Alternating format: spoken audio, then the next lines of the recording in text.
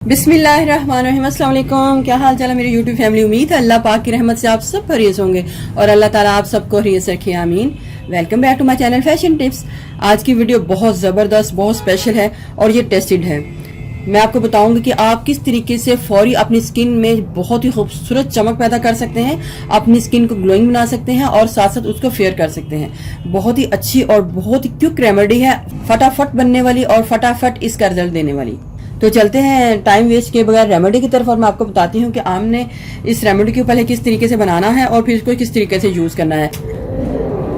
Remedy बनाने के लिए मुझे सबसे पहले एक साफ बाउल चाहिए, योगर्ट यानी कि दही चाहिए और जितनी क्वांटिटी में आपने दही लेना है उतनी ही सेम क्वांटिटी में मैंने फ्रेश एलोवेरा जेल लेनी है। इधर मैंने पत्तू से एलोवेरा जेल को अलग करके फ्रेश एलोवेरा जेल ले ली है। अगर आपके पास फ्रेश एलोवेरा जेल नहीं है तो आप इसकी जगह अंडे की सफेदी डाल सकते हैं और अंडे की सफेदी अक्सर मेरी प्यारी बहनों को पसंद नहीं आती, इस वजह से मैंने बताया है कि आप इसमें फ्रेश एलोवेरा जेल डाल सकते हैं। हनी यानी कि शहद को डालना है। इससे हाफ क्वांटिटी में मैंने हनी यानी कि शहद को डालना है। जितना हमारे पास दही होगा उससे हाफ क्वांटिटी में मैंने हनी को डाल लिया है यानी शहद को। ब्लेंड करूंगी आप इसको अच्छे तरीके से।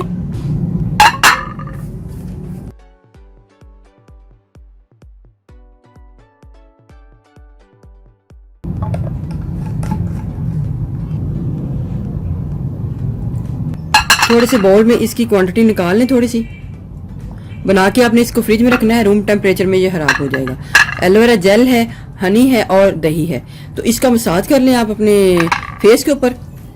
एक तो इससे आपकी स्किन बहुत ही नरम और मुलायम हो जाएगी, दूसरा ये कि आपकी स्किन शीशे की तरह चमकने लग पड़ेगी। आपको इसके उसी वक्त रिजल्ट मिल जाएंगे और आपकी स्किन के ऊपर से जितना भी कालापन है दूर हो जाएगा। चेहरे के ऊपर अगर काले दाग धब्बे हैं तो इससे वो भी दूर हो जाएंगे और साथ साथ आपने अपने फेस के ऊपर जब इसका मसाज करना है तो अपने होंठों के ऊपर भी आपने इसका मसाज करना है। आपके होंठों के ऊपर भी अगर कोई कालापन है तो इससे वो भी दूर हो जाएगा। बहुत ही अच्छी ये रेमेडी है, आप इसको जरूर बना के यूज कीजिएगा, आपको इसके बहुत जबरदस्त रिजल्ट मिलेंगे। डेली आपने इसका मसाज करना है।